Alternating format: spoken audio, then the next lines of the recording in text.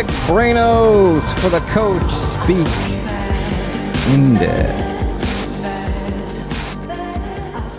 What's up? What's going on? Happiest of Halloweens. The YouTube viewer can see who I dressed up as. This is my only costume I have with me here in France.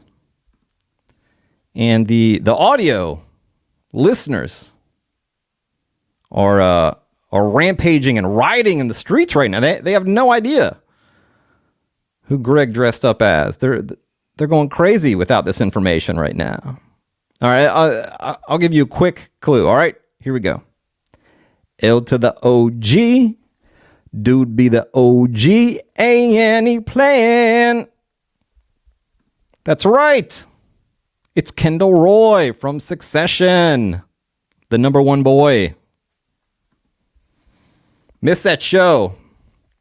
A little bit ironic that no other great show came on to succeed Succession on HBO. Excuse me, on Max. On Max. I don't want to upset them in case you guys want to partner up.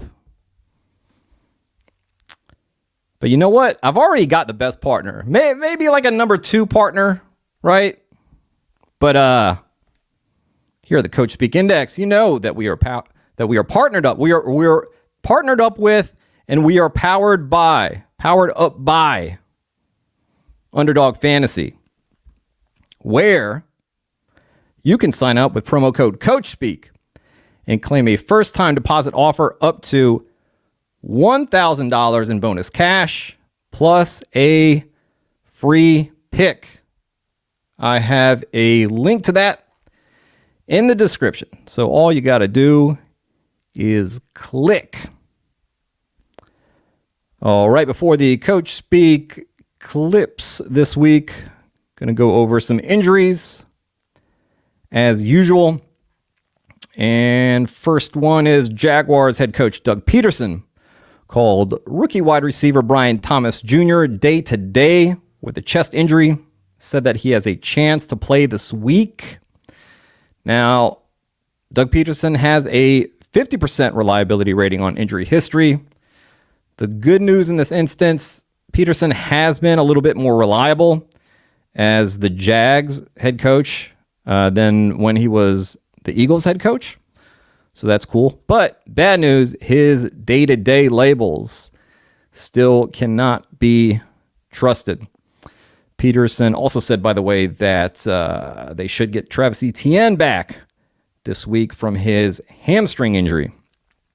Saints head coach Dennis Allen said he is optimistic that Derek Carr can play this week. Allen has a 60% reliability rating on Injury Coach Speak. Seahawks head coach Mike McDonald said he's optimistic that DK Metcalf will play this week. McDonald has been optimistic on 5 players suiting up so far this season. Tyler Lockett, Kenneth Walker, Kevon Wallace, Laviska Shenault, and Trey Brown. All 5 of those players suited up when McDonald said he was optimistic that they would. So that is good for DK Metcalf. Titans head coach Brian Callahan said that Tyjae Spears should be good to go this week, coming off the hamstring. Callahan said, again, we'll see. We'll take it day to day on what he feels like after some practices, but expect him to have a good chance to play. Bengals head coach Zach Taylor called T. Higgins day to day with a quad injury. Taylor has a 45% reliability rating on Injury Coach Speak. And then finally, real big one here, Vikings head coach Kevin O'Connell said that tight end TJ Hawkinson will be 100% ready to go, and he will not be on a snap count returning from that torn ACL and MCL he suffered a little over 10 months ago. O'Connell has a 90% reliability rating on Injury Coach Speak and an 80% reliability rating on Usage and Workload Coach Speak. That is a small sample size on the Usage and Workload Coach Speak. We expect TJ Hawkinson to see a full complement of snaps this week. Now, it's not going to be a 100% snap share like we see with a Cade Otton type player in Tampa Bay. Hawkinson last season with the Vikings was kind of in that 70% to kind of low 80% range, usually on his snap percentages. So expect to see that on Sunday Night Football against the Colts this week. Okay, let's do quarterbacks. And we got one to talk about this week, and it's a real big situation. This is Shane Steichen early in the week on whether Anthony Richardson would start in week 9. It's a real quick clip. Here we go. Is he starting Sunday? We are evaluating everything. Evaluating everything. And then I believe it was the very next day announced Anthony Richardson will be benched in favor of Joe Flacco. There was about a 9-minute press conference that Shane Steichen had yesterday on Wednesday, and about 8 or so minutes of that were on Anthony Richardson and QB1 and Joe Flacco. So much stuff. I posted all the important notes from that presser on, first I did on Discord, like I usually do, watch every single press conference, put all the important notes into the Discord, and then I ended up putting that, a screenshot of those notes onto the Twitter account at CoachSpeakIndex, and you can see every single important note from that presser. A few of the like really big ones. First of all, Steichen said that the tap out did not play a role in this decision. He also said that this is not a 1-week benching. That was a big point of speculation. There was that clip of Jeff Saturday saying he's going to be benched for a week. I guarantee it. And when he was saying guarantee, kind of like pulls back real quick, like I shouldn't be talking about this. I shouldn't be saying this. We know how close Jeff Saturday is with Colts owner Jim Irsay. And Shane Steichen also said Joe Flacco is our quarterback going forward. Said that he thinks that Flacco gives them the best chance to win. And Steichen was asked how Anthony Richardson can win his job back.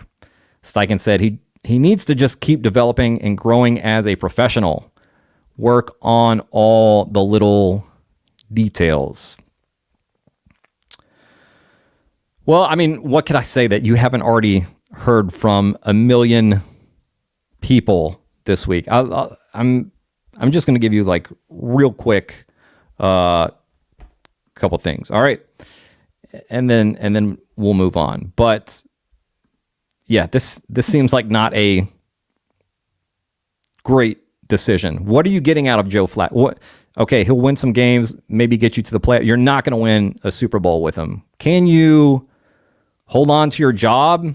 Maybe. Like if you think that, if we just kind of sneak into the playoffs, then we know our jobs will be fine here with Jim Irsay. All right, fine. But you tied yourselves to Anthony Richardson. General manager Chris Ballard, head coach Shane Steichen.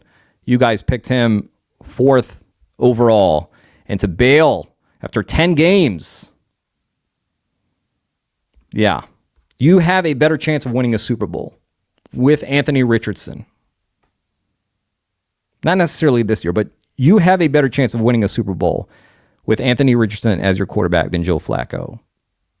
At this point in their careers, right, where we are right now, I'm aware that Joe Flacco won a Super Bowl with the Ravens. But, I mean, first of all, that's not quite how the NFL is anymore, where like Trent Dilfers and Joe Flacco's can win Super Bowl. That's pretty tough these days. You kind of need an elite quarterback. Yeah, we got the Nick Foles Super Bowl, but Joe Flacco's not it. There should be one goal, and that's to win a Super Bowl. I don't care about getting to the playoffs and getting bounced after a game or two. No thanks. That's loser shit. And you shouldn't be worried about your job if you're a really good coach. Almost got to the playoffs last year with Gardner Minshew. That's pretty good feather in your cap, right? People said, hey, look what he did with Gardner Minshew.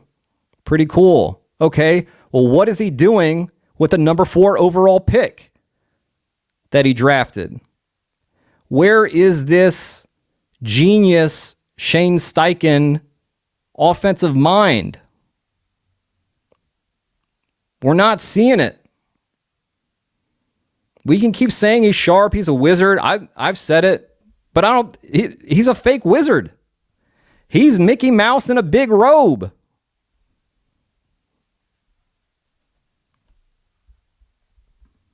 I disavow him. We avowed him. I disavow him. Shane Steichen, you will not be reavowed.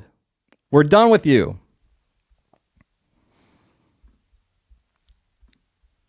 Okay, maybe it was Jim Irsay's decision.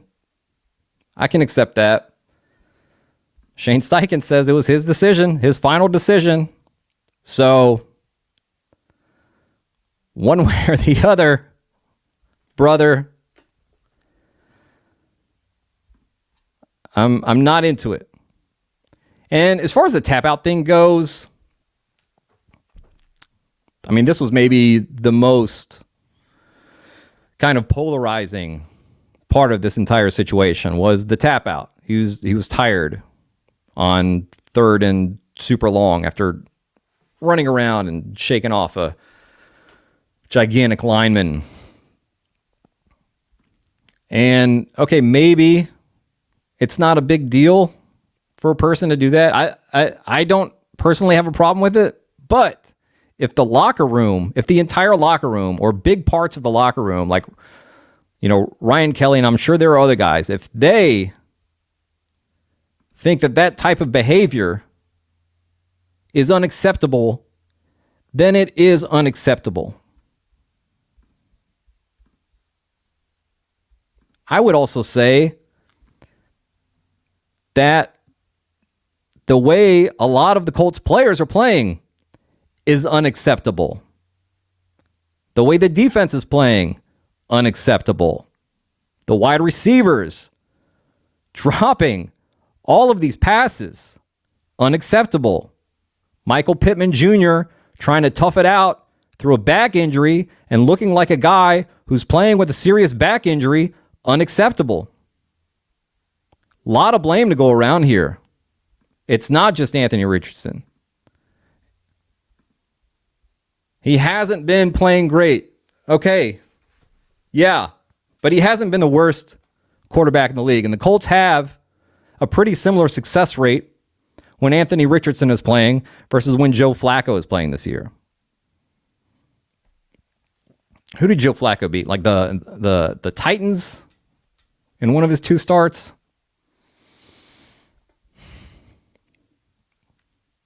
This is, I'm not going to say it's baffling. I can understand somebody feeling the hot seat or like doing what the owner is commanding them to do or, trying to save whatever the situation is. Okay. It's not completely out of left field, but seems very reactionary. Doesn't seem like a ton of thought went into this. And maybe that's just like a locker room thing where they just knew, yeah, our quarterback lost the locker room with that. And maybe we put him on the bench for a little bit and maybe we bring him back. But the way that Steichen was talking didn't sound like it's going to be, he says it's not a 1-week benching. And then talking about the areas of improvement that he wants to see from Richardson. The vibe is just like, okay, we didn't think it would be this big of a project that we were taking on. And going to cut bait on it right now to save our jobs or appease the owner, whatever. If I were a Colts fan, I would be extremely upset with this decision. Will he come back this season? Will he start again this year? I mean, Joe Flacco's not that good of a... He's all right. He's fine. He's like a game manager, sure. But he's not going to be the answer for the Colts here. I think it's very possible we could see Anthony Richardson back. And there are multiple avenues to that. It's Joe Flacco falling on his face against decent teams. You know, the Colts not winning, the Colts being virtually eliminated from the playoffs. All reasons to bring Anthony Richardson back. But you know what? We'll see. Moving on. Running backs. Here is Carolina Panthers offensive coordinator Brad Idzik talking about special athlete Jonathan Brooks. And how much is it going to open up even more so the playbook when you get Jonathan out there? Oh, with Jonathan, it's been awesome watching him run around. He's a special athlete, still getting his, he's got his legs under him now, so you see him, starting to accumulate those reps with the mid-zone runs that we've been having. And I think it's cool because we've been working a lot of pony packages with two backs out there, just trying to find different ways to get Miles and Chuba involved. So we're just trying to have him, kind of absorb all of that stuff so we can be flexible once he is active. Get him out there in any way we can, because he's shown to be a dynamic player, both run and pass. With the practice that we have seen, so we're just ready to plug and play when he's available. Ready to plug and play when he's available. When is that gonna be? Yesterday, Wednesday, October 30th. Panthers head coach Dave Canales was asked about the plan for Jonathan Brooks. He said, we got to look at him the full week. Again, Jonathan first, thinking about him, making sure that he's confident and ready to go. So we're going to stack up a few more days here before we make that decision. I believe this is the last week for them to activate him. And if they don't, he would be out for the season, which Canales was asked about last week. And he said it's possible that he doesn't play this season. And he got a full practice on Wednesday, which seems to bode well. But it's the part that they keep talking about for him, kind of that last kind of hurdle to clear, seems to be mental. Hopefully he is ready to go this week. Definitely don't expect him to, immediately jump into this workhorse role. Chuba Hubbard's been running well. It seems like they do want to do a lot of this pony personnel that they've been doing with Chuba Hubbard and Miles Sanders, but now they get a huge upgrade from Hubbard and Sanders to Hubbard and Jonathan Brooks.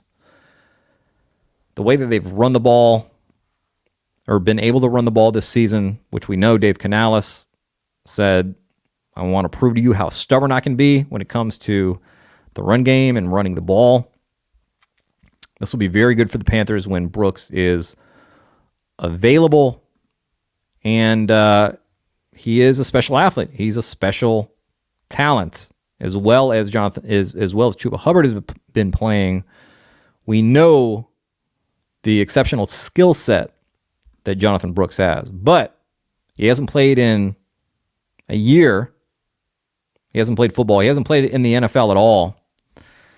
I would expect it might take him a little bit of time to get accustomed to all that. And again, the mental stuff as well, not just the physical aspect of it. But this is a very, very special talent, as Brad Idzik pointed out. He's in a good spot, and he'll be a PPR scammer in a Dave Canales system. All right, you guys ready for the Tyrone Tracy takeover? It's happening. This clip right here was Brian Dable. He was asked before this Week 8 game last week against the Steelers on Monday night, whether he expects Devin Singletary to have a bigger workload in Week 8. And here's what he said.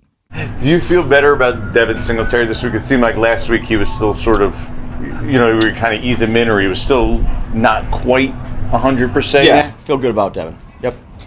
You expect him to have a bigger workload, maybe, than he did? Yeah, I'd say all three of the backs are going to play, just like we talked about last week. I have confidence in the three of those guys, and based on how the game's going, we'll see.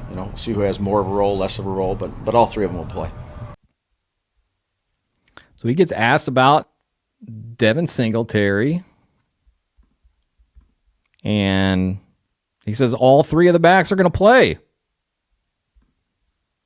That's not great to hear if you're a Devin Singletary manager in fantasy. And in week 7, Devin Singletary is coming off I believe a groin injury. So first week back, Tyrone Tracy, dominates snaps there. And it was hard to tell. Is this because Singletary is just coming back off this injury? What's it going to be like in the second game when Devin Singletary is, in a much better spot health-wise? And in that Week 8 game, Tyrone Tracy, 57% of offensive snaps. Devin Singletary, 39%. Eric Gray, 4%. Tyrone Tracy gets 23 opportunities, turns that into 22 touches for 150 yards and a touchdown. It's might be ready to call this one, folks. I think it's over. I think all the results have come in. And we can call this one. This is Tyrone Tracy's backfield. He's just a better back. Like I said before, Devin Singletary, fine running back. I'd say above average running back. He's fine enough. But Tyrone Tracy, he's on another level. He's not blazing fast. But he's fast. 4.48 speed, 82nd percentile. Okay. Got good burst. Really great vision. Really great vision. And that is so key. We see guys like J.K. Dobbins, who has gone through a bunch of brutal injuries that have kind of sapped him, right? But he's still able to do some things, at least earlier in this season, because he has such exceptional vision. He sees that hole, he hits that hole, he gets through it. Okay, he doesn't have the long speed anymore. People are catching up to him. But he's gaining a lot of positive yardage. He's getting first downs, and that's what Tyrone Tracy is doing. He's just a really good back. We know the whole converted wide receiver to running back, has really good hands. But he's a good running back, and he's fine enough in pass pro. And he's game script proof. If they're winning, they'll run with them. If they're losing, he's going to be catching balls. What a great situation for Tyrone Tracy now. It'd be much better if they still had Andrew Thomas, who is out for the season now. They had a little bit better offensive line or offensive environment around him. But this is a key part of their offense now. And he's going to get a lot of work. He's going to get a lot of snaps. He's going to get a lot of touches. And I believe this is Tyrone Tracy's backfield now. All right. Kansas City head coach Andy Reid was asked about Kareem Hunt's declining efficiency and whether that massive workload he's seen is sustainable. He's been averaging north of 20 touches a game since he got here. and some of his, his average yards per carry has gone down each game. Broken tackles has gone down. Is that a workload that you're comfortable with going forward and sustainable for him? Yeah, well, listen, he didn't have training camp, so I look at it like it's the third day of training camp. He'll start picking it up as we go here now. So he's had good work, and I think he'll be even more productive going forward. Andy Reid bag defending Kareem Hunt there. Yeah, Kareem Hunt has seen really big workloads for KC. Here are his snap percentages per game in the 4 games that he's played for them. 45% the first week, 63, 64, 58. And his opportunities go 17, 28, 24, 22. That's crazy. That is so much work and a very valuable role as the running back for a Chiefs offense. There's really not any other running backs on this roster to challenge him. Got a couple fumbles from Carson Steele. Starting to get a little bit more work now, but got a long way to go to work himself out of the doghouse. Samaje Perine seems to be quite the role player for them, mainly on kind of passing downs. And CH, we still have not seen, and I don't know if we'll see this season. Talked about it on Davis Maddox's show, I think it was last week, about that situation where it's tougher than a physical obstacle to overcome, the mental stuff, the PTSD that he's dealing with that doesn't just go away after a couple weeks or overnight, or it's often a long, arduous process. It takes a lot of hours, a lot of work to work through that. So wish him the best. I don't think he's going to be fantasy relevant this season. Heading to Tampa Bay, head coach Todd Bowles was asked about Sean Tucker only playing 7 snaps after a couple weeks after Todd Bowles made these comments about this is a 3-headed backfield. And Bowles was asked whether Tucker is the lesser third of that 3-headed monster. I think Tucker had 7 snaps for the game. Is that likely him kind of being the lesser third of that monster, if you will? Or is that just something where the other two were doing more for you? I think it'll change every week. When we got behind, that was probably less Tucker's thing, but he's going to get more touches. He's going to get more plays and more reps. All right. He's going to get more plays and more reps. Bowles has an 80% reliability rating on usage and workload coach speak, and he has an 85% reliability rating on depth chart coach speak. I expect to see Sean Tucker get some more snaps and touches in positive and neutral game scripts. This is the problem with Sean Tucker. And Bowles is saying right there, we got behind. That was probably less Sean Tucker's thing. And he said that Rachaad White is the bigger back of those 3. He's probably the better pass protector. So that's why that's why Rachaad White will remain a thing. He's going to be on the field. He is kind of game script proof himself. Sean Tucker is not. It can be difficult to predict, what the game scripts are going to be. Of course, we have the lines from Vegas, and we have our own thoughts on how games will play out. They don't always play out like we think or like Vegas thinks. But yeah, they were behind in this game. So that is why Sean Tucker only saw 7 snaps. He's the third back to enter into these games. Liam Cohen has talked about, hey, we have a series for each guy. Then we see who has the hot hand. And they start with Rachaad White. Then Bucky Irving gets the next series. And then Sean Tucker gets the third series.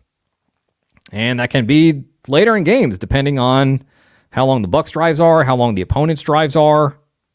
By the time Sean Tucker is coming into this game to get his series, there are already 2 running backs ahead of him that have gotten the chance to prove like, hey, I have the hot hand this game. And, Bucky Irving's hand, pretty hot. He's a good runner. And he and Bucky Irving and Sean Tucker are kind of, fighting for this similar, non-pass pro, passing situation downs. Not a great setup for Sean Tucker. So I do think we'll get some more snaps and touches for him, but going to be hard to predict because it'll be in games where the Bucs have a lead. Miami Dolphins. This is head coach Mike McDaniel talking about Jalen Wright. With you personally, you have long relationships with a lot of guys on this team. How do you balance trust and upside? Because you trust Raheem implicitly. Mm-hmm. Jalen at this point in his career might have a little bit more upside. How do you balance that? Well, I think it's there's what it takes 11 people to execute a play, and then you're trying to assess the different tools that each player has and their ability to execute each and every play, not just when they have the ball, but without. And then you're also, firmly assessing. I'm not going off of Raheem Mostert's productivity last year when he's playing. He was a gigantic tone setter for us against Indy, and there was a play in particular, I think on a 2nd and 11, where he kind of checked down and ran over like 4 defenders to get the first down, and made some really, really decisive reads on the goal line, which when you are featuring somebody close to the goal line, their yards per carry is not going to be high because there's a short distance. I think those are all factors into it. But you have to take the information that the players give you and constantly adjust. So I think that I think Eric Studesville has done a great job in bringing backs along here. Started with Devon last year, and then Jalen this year. I would expect a hard guy to tackle that continues to get his assignments right to get more action, and there are residuals to the flow of the game, the plan. I would have been surprised if you guys would have told me, yeah, he had 2 carries. I would have been like, what happened? And so that wasn't the plan going in. However, there's things that unfold and different areas that we like to feature people, and also it becomes a little more convoluted. I think that when you're having plays made by each player, although so that's something that is having good players is a good problem, not a bad problem. I've been on the other side of that, and but there's absolutely without a shadow of a doubt, 25 can help us and will. And we'll make the necessary adjustments to make sure that he can contribute his skill set. The always loquacious Mike McDaniel says, I would expect a hard guy to tackle that continues to get his assignments right to get more action. Jalen Wright can help us and will make the necessary adjustments to make sure that he can contribute his skill set. Mike McDaniel has an 85% reliability rating on usage and workload coach speak. I would expect some more action for Jalen Wright here in the near future. He is a pretty exciting running back. And I think he just needs a little bit of opportunity. I don't think we haven't really seen him with Tua here. There were those games that Mostert missed, the abominable Dolphins offense we will not speak of. But this is an offense that, they do like to run the ball. They really enjoy running the ball. Mike McDaniel would love to run the ball 40 times a game. And if Jalen Wright ends up being a running back that can help him do that, along with Devon Achane, we're not seeing great stuff from Raheem Mostert this season. He's fine enough near the goal line, but this Dolphins offense, it's based on juice. I think Mostert really has a ton of that left. We see it from Achane, we see it from Jalen Wright, and if he's doing everything correctly, if Wright is doing things right, then I think we see. We already see him starting to gain some trust from the coaching staff. This season is kind of slipping away for them. Going to be time to see what the rookie can do. Here's a running back who has 1,000,000% trust from his head coach. Here is Los Angeles Rams head coach Sean McVay on Kyren Williams. And then Kyren has accounted for, I think, all but 4 of you guys' touchdowns. Obviously, a big part of that was that Puka and Cooper were not on the field. But can you put into words just what he means to your team? He's such I think similar to what, he just got such a great energy, a play energy, a competitive spirit, a competitive stamina. I think he comes to life in that red area. He's got a nose for the end zone, and he's caught a couple touchdowns. He obviously plays really big in those critical situations. You even look at the 4th down and 1 run that he has. Obviously, it's a great block by Puka at the point of attack, but he's been great. He's just continuing to get better and better. I think Ron Gould does such a good job with that group as a whole, but he's definitely made his fantasy owners proud, I'm sure. Yes, he has. Kyren Williams with another monster workload season under Sean McVay here. When does Blake Corum cut into this workload? Not happening a ton right now. McVay gets a guy that he loves. He wants to use him as much as possible. It's so tough for him to not play Kyren Williams just like every single snap out there. And we heard this past offseason from general manager Les Snead, hey, this Blake Corum pick, this is about just being able to give Kyren Williams a breather, keeping him fresh, making sure that we don't totally wear him down. And that's exactly what we are seeing this year. One more running back here. Here is Las Vegas Raiders head coach Antonio Pierce asking about if Zamir White has a shot to regain RB1 again, or is it going to be Alexander Mattison keeping that role? At running back, do you see Zamir getting another shot, or has Madison kind of earned that lion's share of the carries for right now? I think Madison's still the starter, but we got to get Zamir going. Zamir, I hate to keep referring, but last year we saw a lot of positive stuff from Zamir, and seen a little bit of it earlier in this season.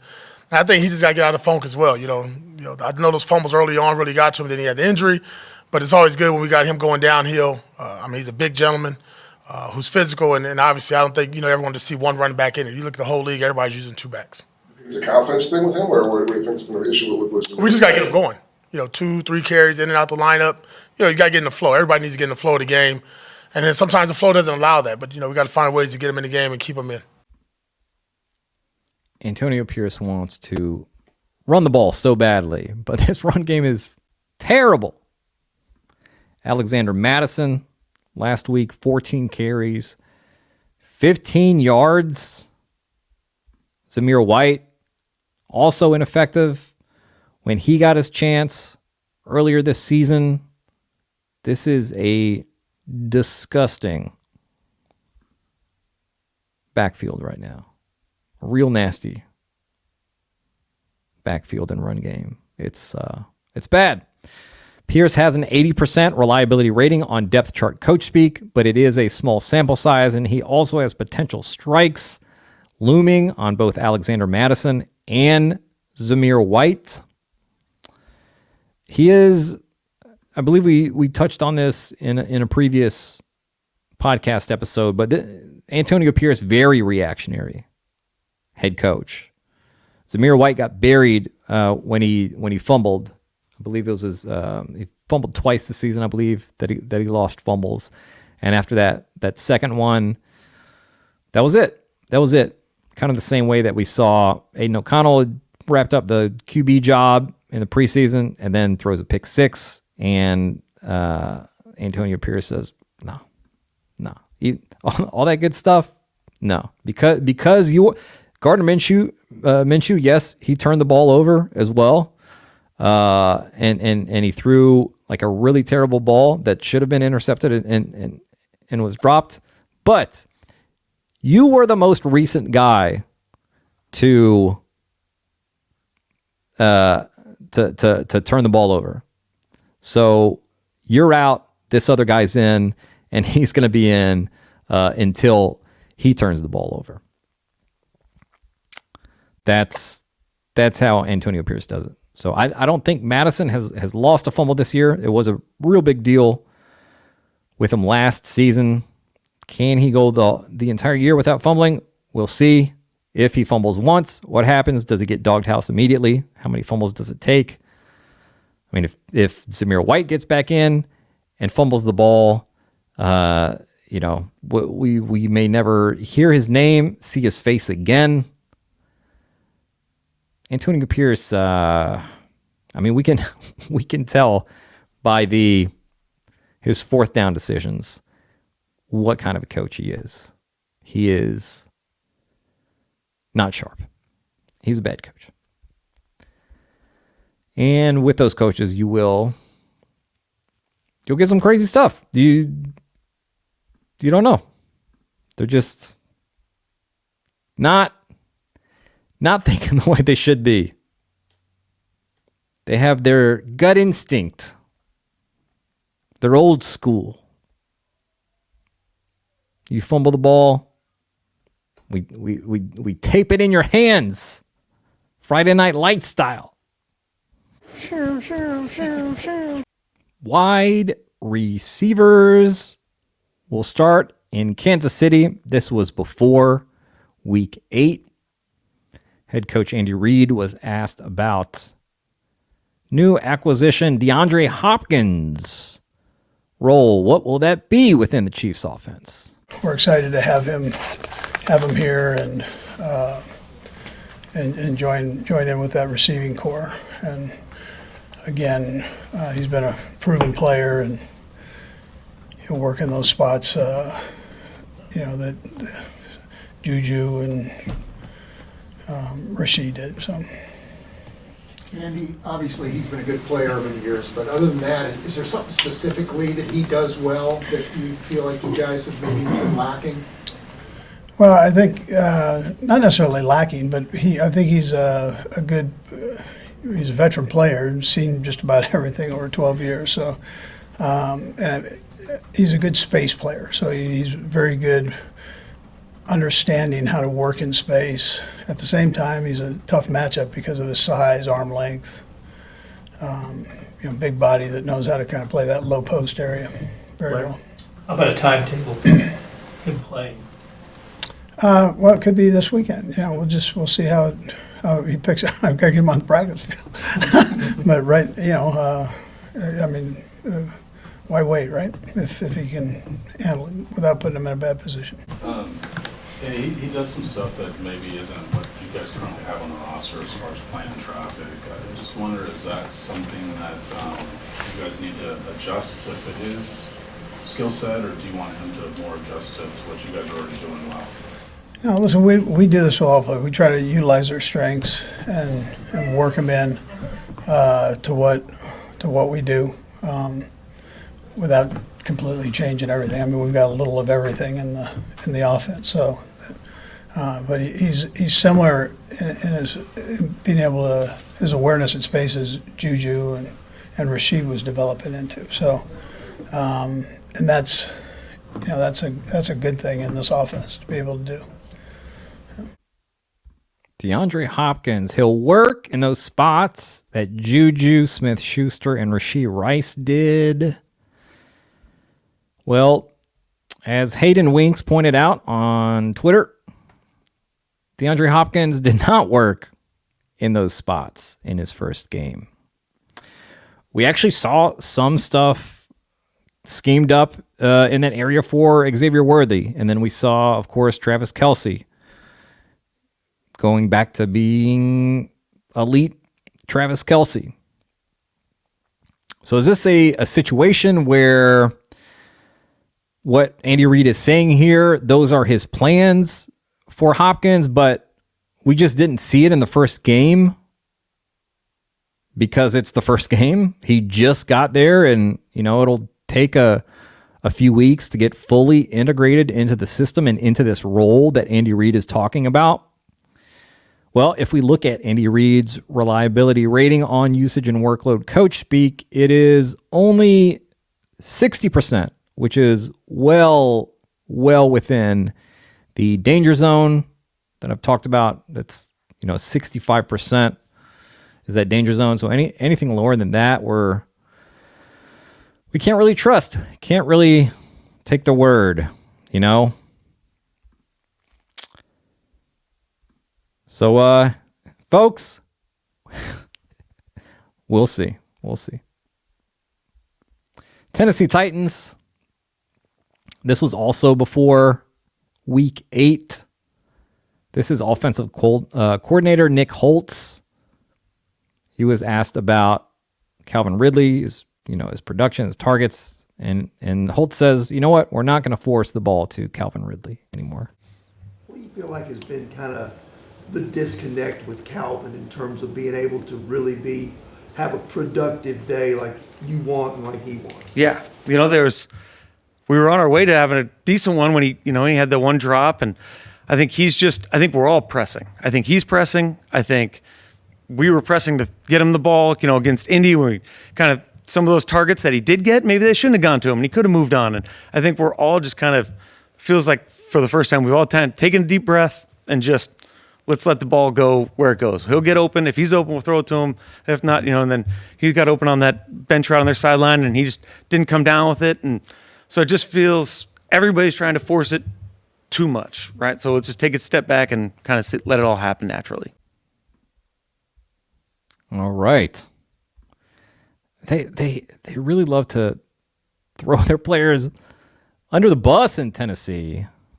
It's so weird. Nick Holtz saying we were on our way to a good day before Calvin Ridley dropped that ball in week 7. Maybe some of those targets shouldn't be going to him. So okay, we're not going to force the ball to him anymore. We're done with that. We're gonna let it be free and natural.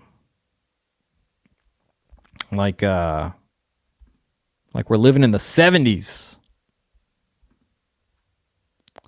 That resulted in 15 targets for Calvin Ridley. 10 catches, 143 yards receiving. Added a rush for 3 yards, no touchdowns. All right. That's not forcing it. 15 targets. Just free play leads to 15 targets.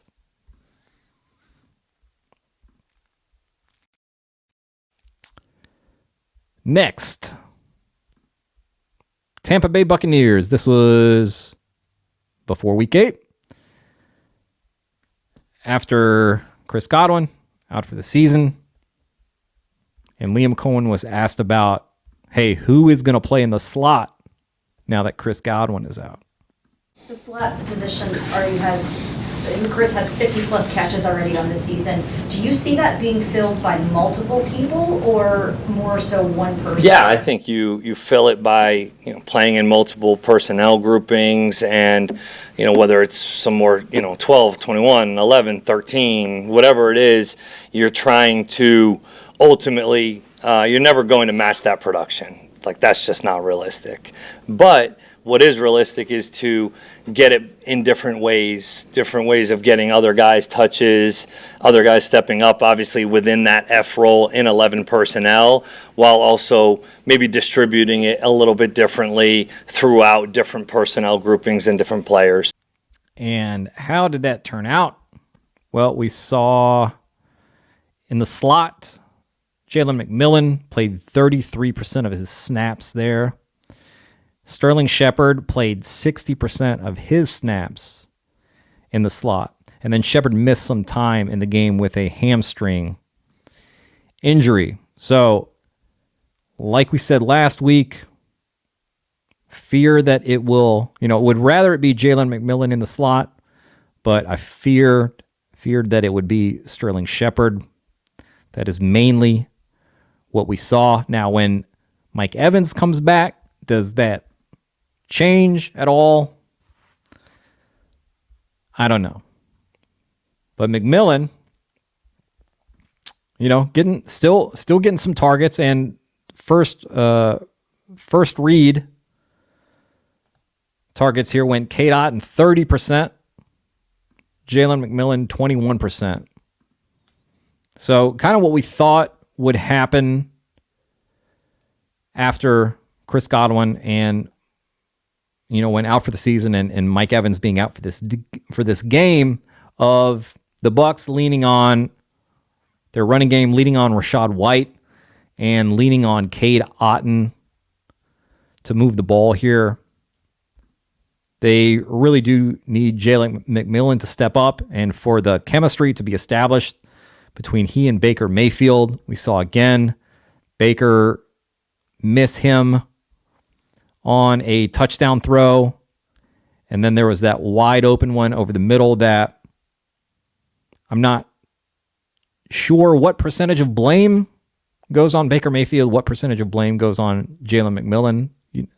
Definitely Jalen McMillan has to be aware that this ball is, he's wide open, immediately or pretty soon after the ball is snapped. No one around him, and doesn't look back in time, and the pass is he's not able to. It's nowhere near, which could look like it's Baker, but it's if McMillan had awareness in that situation, kind of a veteran, like a veteran might have, like a Mike Evans or like a Chris Godwin would have, oh shit, no, nobody's around me. Don't even have to finish this route because the quarterback will recognize this. Wide open, throw it right now.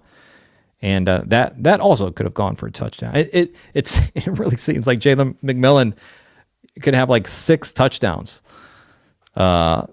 this year, even with a couple games that he missed.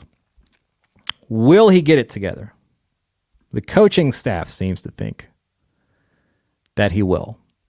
Todd Bowles said, hey, man, we just need him to play like he played at Washington. And I'm sure the Patriots are saying that about Jalen Polk. I'm sure the Bears are saying that about Rome Odunze. Odunze is looking fine, but if Jalen McMillan can step up and get this chemistry going with Baker, could be a really nice role here. Even if he doesn't end up being their slot guy. Detroit Lions.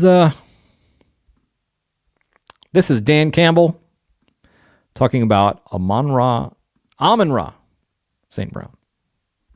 Up here talking about Amon-Ra being one of the most consistent guys that he's probably seen. Who said that? Ben Johnson was Yeah, saying that. yeah. I want to talk about him with now he's dealing with fame a little bit, dealing with defenses coming at him a little bit. How has he adjusted to this role as well? Coming in as a fourth rounder, he had to work his way up, but how has he adjusted to, being at the center of attention and, still keeping his morals and core, value of what got him there? Sure. He look, it's one of the reasons why it's a no-brainer to get him re-signed and get him tied up, because he checks every box. And you don't have to worry about St. Brown and where's the evolution of the way he's viewed, and what about opponents now and how they deal with him, and what about the outside noise. That guy is a perfectionist, and whatever he does, he wants to be the best at. And it doesn't matter if it's a commercial. It doesn't matter if it's on the field. It doesn't matter if it's a freaking math contest. The guy is, that's the way he's wired. That's the way he is. And so to him, it's bring it on. Because the more you ask of him, the more he can do. And he takes that stuff personal. He wants every bit of it. He wants the load on him. He wants to be asked to do more things mentally and physically. And also in his, I think, off the field, he wants it all because he can handle it. So you'd be hard-pressed to find a player who can handle more than he's been able to handle and succeed. So he's handled it great. Listen, I don't have to sell you on Amon-Ra St. Brown, okay? This doesn't have to be a 2-minute segment after Dan Campbell talking about Amon-Ra St. Brown. It's just nice to hear that stuff every once in a while. Even if it's about a guy that you already know he's an absolute dog, he's an absolute winner, he's a perfectionist, whatever he wants to do, he wants to be the best at, commercial, on the field, freaking math contest. It doesn't matter. I think next year for fantasy, before drafts, for draft season, I think I'm just going to make a list of, hey, these are the players who coaches are gushing about the most. And not even the hey, these guys in the first few rounds, but guys later, because there were a lot of those guys this year that coaches just could not shut up about, just going crazy or just glazing these dudes, as the kids say. I'm now a person who says, as the kids say. My God, the passage of time. It's undefeated. But yeah, I'm going to make that list next year. Los Angeles Chargers, this is head coach Jim Harbaugh talking about his rookie wide receiver, Ladd McConkey, who, by the way, he gushed over quite a bit this offseason. Here we go. Watch the film of Ladd. He reminds me of Steve Smith in the way that when he goes up for one of those contested balls, it's like they both had this ability and this skill to almost look one way and then catch it just a few feet the other way. It's really subtle. It's really good. But saw him do that again in this game, and he's done it in prior games. And I thought I'd noticed, and I tried to put my finger on what is he doing, and that's what it reminded me of Steve Smith. They had a subtle way of catching it to just a couple feet away from where they're looking. It's pretty cool. That's a pretty good comparison. Steve Smith. Hasn't been a heavy passing offense, but they have been passing the ball lately. Greg Roman has recognized, hey, our best player is a quarterback. We might want to throw the ball a little bit. We don't have a ton of great receivers, but we've got Ladd McConkey, who Jim Harbaugh called a Swiss Army knife in the offseason, who talked about just what an incredible route runner he is. And then we saw, Matt Harmon, of course, confirmed this with his reception perception. I believe he called him the best route runner in this draft class. And he's getting, a fair amount of targets. 7, 4, 6, 7, 8, 7, 6. And, he's starting to do some things. And, a couple really nice catches this past week. That one in the end zone, just incredible. To know that he has that in his bag, the contested catch with the route running, with a quarterback like Justin Herbert. If we could ever get like a super sharp OC in here, that'd be looking pretty incredible. Yeah, I'm big on Ladd McConkey's outlook for the rest of the season and for Dynasty. The guy's just good, man. He's just good. Good hands, good route runner, good feel for space. And he's tied to one of the best quarterbacks in the league with not a ton of competition around him. Jalen Reagor. Quentin Johnston having an okay season, but he's been injured lately. Simi Fehoko. I'm not even sure if I'm getting his name right. Simi Fehoko, I think that's his name.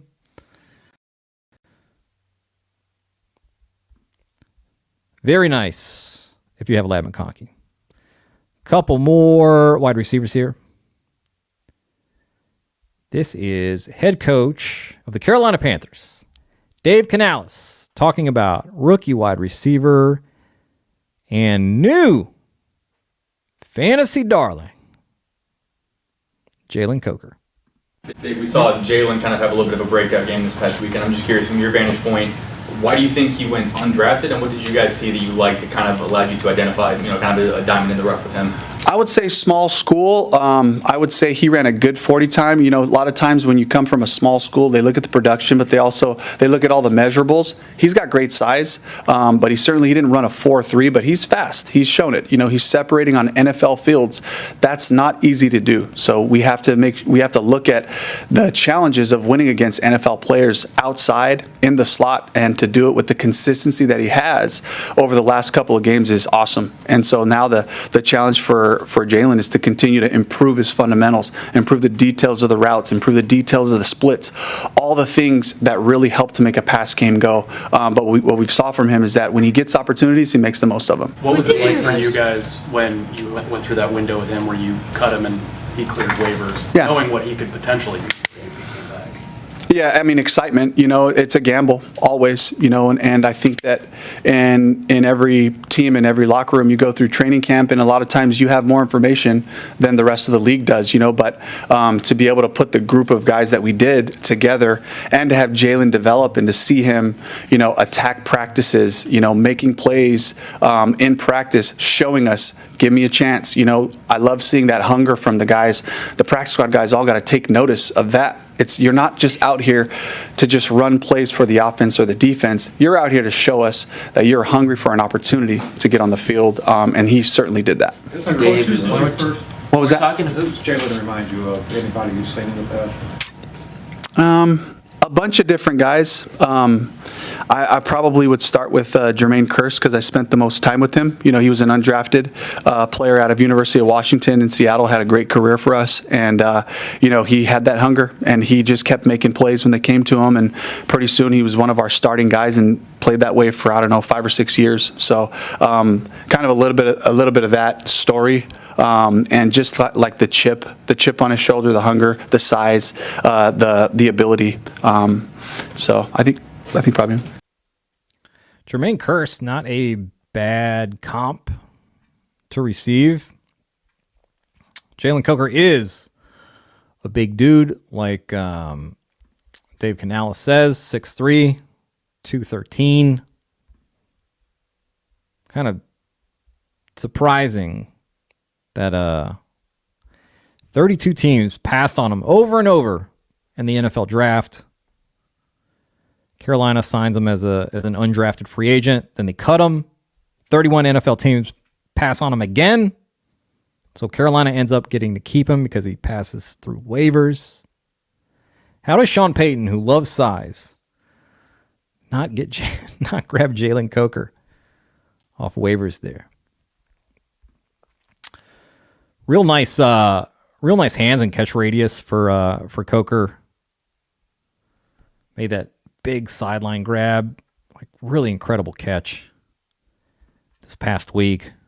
Played a season high 69% of offensive snaps. He is clearly one of their top. Yeah, I'm gonna say one of their top two guys. I know Adam Thielen is coming back from, I believe, a hamstring. But was he like 58 years old? It stinks that this isn't a great offense, so we're not going to get probably crazy numbers for Coker, and it's not. I mean, you can argue he might end up being their number one guy here over Xavier Legette. I don't know if that will happen, but it's certainly a possibility.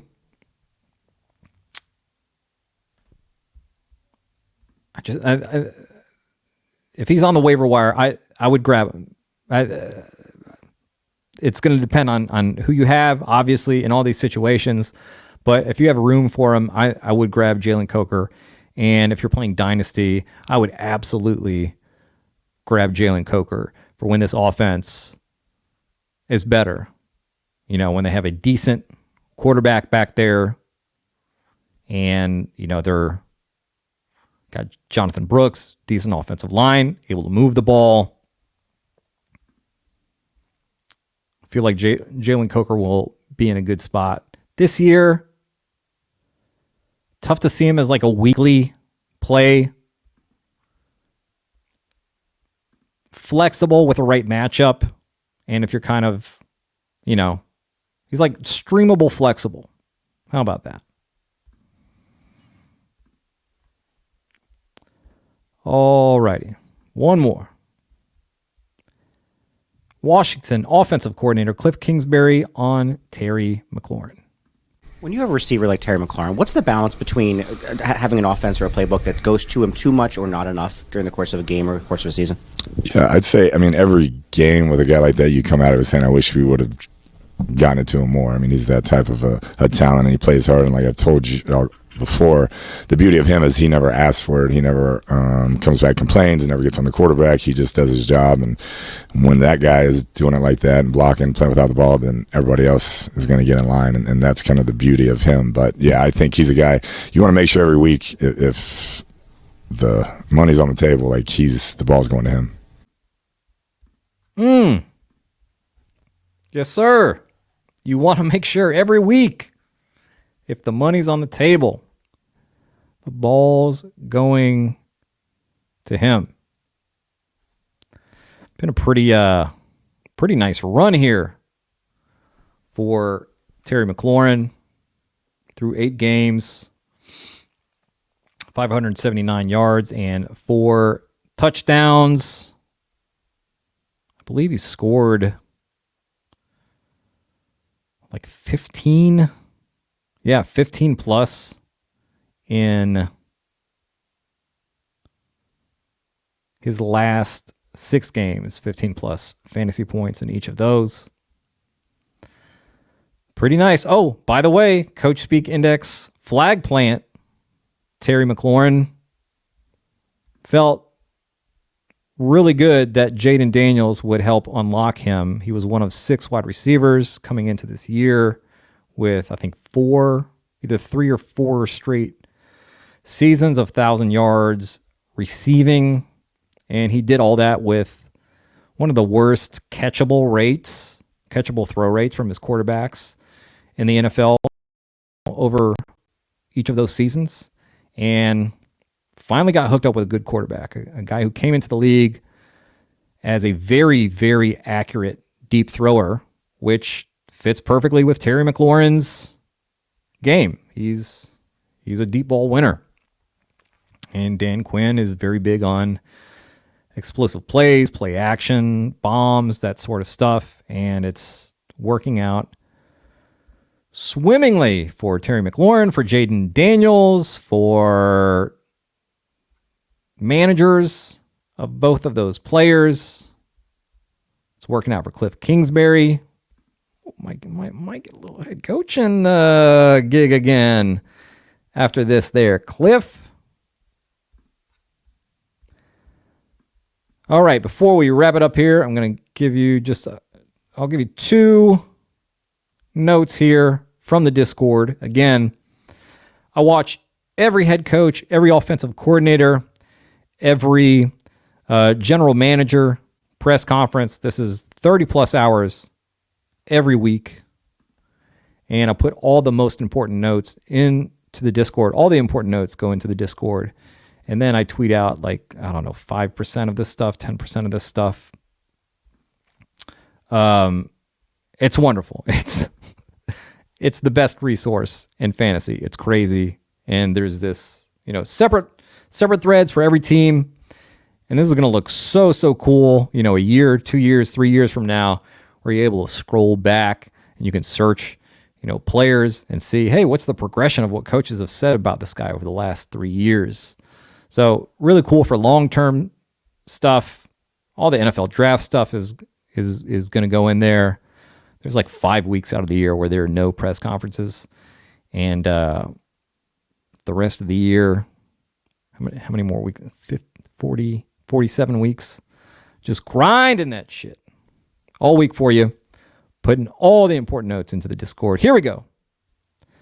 Falcons offensive coordinator Zach Robinson gave us some insight yesterday, Wednesday, October 30th, into his backfield philosophy. And this is big. He's a first-year offensive coordinator, and he's just telling us, hey, you want your running backs to be fresh and not wear down over the course of the game. And then, quote, having the mix of backs and keeping those guys fresh, I think, is definitely the best approach. And we've seen this with Zach Robinson this year, using Bijan Robinson and Tyler Algier, where, yes, Bijan Robinson gets the majority of work here, but Tyler Algier very, very involved in this backfield, especially in games where they are winning. Zach Robinson said during the offseason, if you'll remember back to that, it was a very viral quote of his talking about, hey, we're going to use Tyler Algier a lot, and he has a role here. And we have seen that role is someone to batter down the defense and get them tired, and then fourth quarter, lean on Tyler in these games that you're winning. And it's worked out all right for them. He's a good back. They have 2 good backs here, and they are using both of them. So maybe bookmark that, put that away for the future, for however long he's an offensive coordinator / play caller in this league. All right, one more here. Vikings head coach Kevin O'Connell was asked about Aaron Jones's workload. Aaron Jones getting on up there in years. I believe he's 29 years old, has this injury history. And when he came in, they were talking about, hey, he's a great weapon. We want to use him a lot. But, we're aware of his age. We're aware of his injury history. Luckily, not a ton of tread was taken off the tires, because in Green Bay, Matt LaFleur has this philosophy of using multiple backs. So we got all the free Aaron Jones stuff, but turns out, it's good for his career longevity. And he's seen a lot of work this season. And they asked Kevin O'Connell about that workload. He said, I think we're going to have to see Ty Chandler and Cam Akers get some touches and continue to have Aaron be the featured part of the game plan every week. That's why he is here.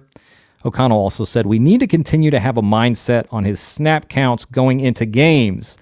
And hopefully with how the games play out, we can stay true to that because I think that's important over these next 10 games. So they have their eyes on the playoffs. They don't want to wear Aaron Jones out entirely to where he gets injured or to where he's not 100% once the playoffs roll around. So I would keep an eye on that. I would expect him to get, maybe few less snaps or touches here and there, but still be very much the featured part of their offense. All right. That's going to do it. Check us out on Twitter at CoachSpeakIndex. The link to the Discord is in the description for this episode. It's also our pinned tweet on Twitter at CoachSpeakIndex. And hey, subscribe to the pod. If you don't, you know what happens on Halloween. Skeletons come to life. They pull your hair up, not out. Sarah, take us out.